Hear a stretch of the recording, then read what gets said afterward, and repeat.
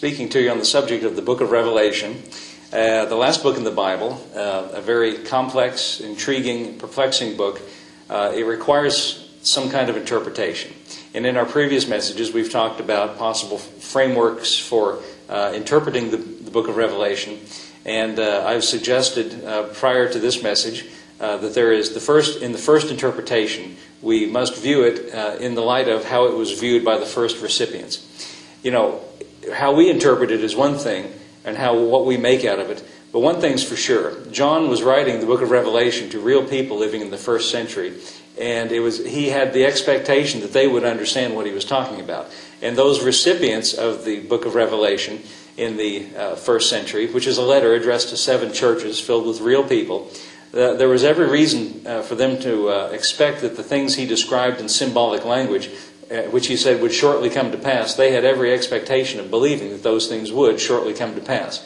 Now, if he told them that these are things that are going to happen, that are shortly going to come to pass, and they didn't come to pass, in fact, it's still 2,000 years later and they haven't come to pass, then frankly, the Apostle John lied to those first recipients. But I refuse to adopt that point of view. I believe that when he said these things must shortly come to pass, the things that were symbolically described did shortly come to pass. Now, the only thing that you can look at in the first century that fits that kind of description, that is a catastrophic event that has to do with the nation of Israel and with the Roman Empire, is the 3.5-year period called by Jesus the Great Tribulation, in which the armies of Rome suppressed a Jewish rebellion between 66 AD, 70 AD, culminating in the destruction of the Jewish temple, which interestingly was predicted by Jesus in his Olivet Discourse. That is the most logical and the best and the most satisfactory way of interpreting the book of Revelation in its first interpretation.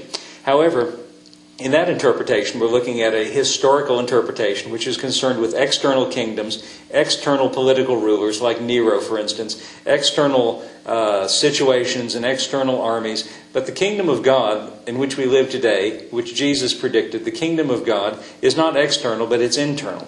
When Jesus predicted the coming of the kingdom of God, he said the kingdom of God does not come with observation or external observation. Neither will they say, lo here or lo there, but the kingdom of God is within you. So if we look at the kingdom of God, it's within us. We could take then a spiritual view of the kingdom of God and say it's not external, it's internal, it's spiritual. So the second layer of interpretation of the book of Revelation is to look at it in its spiritual interpretation.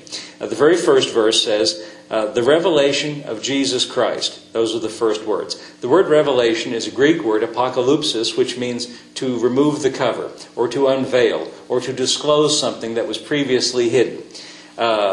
If it's the revelation of Jesus Christ, if it's the disclosing of Jesus Christ, the taking the cover off Jesus Christ, we have to ask ourselves, if he needs to be disclosed or unveiled or hidden, where is he hidden that he needs to be disclosed? Well, that reminds me of a verse that Paul wrote to the Colossians when he said, "This is the mystery which has been hidden from ages and from generations, but is now made manifest to his saints, to whom God would make known what is the riches of the glory of this mystery among the Gentiles, which is Christ in you, the hope of glory."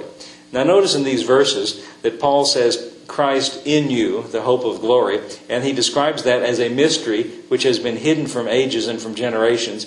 And in verse 27 he said, God would make known the glory of this mystery among the Gentiles. Now when we read the word mystery, we think of, Agatha Christie or Sherlock Holmes or some kind of a crime and solving a puzzle. The word mystery means something a little different than that. In the Greek language, it's the Greek word mysterion. According to Vine's Expository Dictionary of New Testament words, this word translated mystery literally means that which being outside the range of unassisted natural apprehension can only be made known by divine revelation. In a scriptural sense, it means truth revealed.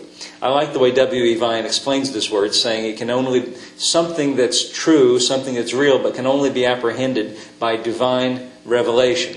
And that's why we need a revelation of Jesus Christ. Because frankly, as Christians, as believers, all of us as Christians and believers have the Spirit of Christ dwelling within us. However, that Spirit of Christ that is within us is hidden, we might say, or veiled, or covered by what's on the outside of us, which is our carnal selves, which is our flesh. which is the us that's on the outside. But God would like to make known or make manifest that which is on the inside, make real on the outside. So that Jesus, hidden within us, might be made real on the outside in our real everyday lives. So that is a legitimate and what I'm going to pursue as a spiritual interpretation of the book of Revelation. Let's look at another verse in 1 John chapter 3, verse 2. John says, "Beloved, now we are the sons of God." Now, you know what? That's really true. That is literally true for every person who is a Christian, every person who is a believer in Jesus Christ. You're not just a person who sits on a church pew or watches religious messages on YouTube. You're a person who has, if you're a Christian, if you have received Jesus Christ into your life, you have the Spirit of Christ on the inside of you. Because Jesus is the Son of God, if He lives on the inside of you, He makes you a son of God. And so John says, now we are the sons of God. And that's really true. But he says, it doth not yet appear what we shall be. But we know that when He shall appear, we shall be like Him, for we shall see Him as He is.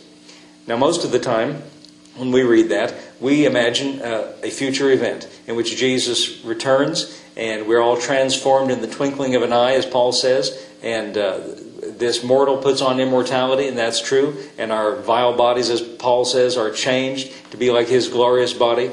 That's true. That is all true in the future. But notice the way he says this, we shall be like Him because we see Him as He is.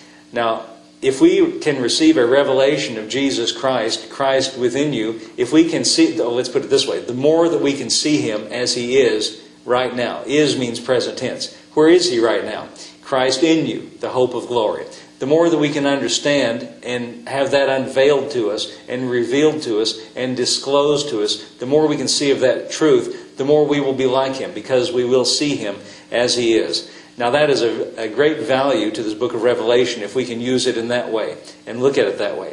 Now, the thing that stands in our way and the thing we have to deal with is the language that's used in the book of Revelation. The book of Revelation is written in symbolic language. I don't think anybody can deny that. It's written in highly symbolic language. However, the thing that helps us to understand the symbolism of the book of Revelation is to understand that all of the symbols, all of the pictures, all of the spiritual symbolism, spiritually charged symbolism in the book of Revelation is drawn from the Old Testament, or in some cases from the Gospels. But by and large, it's drawn from the Old Testament. So if we can understand how those spiritual symbols are used in the Old Testament, it will aid us and help us to see how they're used when we read them and find them again in the book of Revelation. It gives us a key to understand how they're used. For instance, in the book of Revelation, one of the main characters in the book of Revelation is called the Lamb of God. Now, we instinctively know that means Jesus. Now, we don't think when we read the Lamb of God about a barnyard animal covered with fur. We understand that's a symbol that pictures Jesus. Now, why do we know that that's a symbol that pictures Jesus? Well, because we've read elsewhere in the Bible Jesus described as the Lamb of God. For instance, John the Baptist, when he saw Jesus walking down the road one day, he said, "There's the Lamb of God that takes away the sin of the world."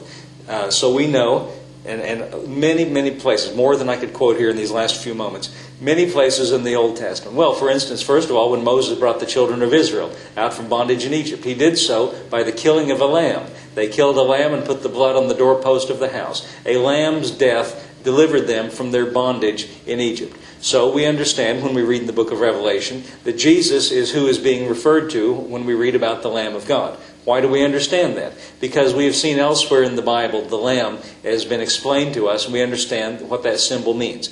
Now, just as we understand the Lamb of God is a symbol that points to Jesus Christ, I want to suggest to you that all the other symbolism in the book of Revelation likewise points to Jesus Christ. And furthermore, that symbolism which is drawn from the Old Testament not only points to Jesus, but points to Jesus in His most significant work, that is His redemptive death on the cross.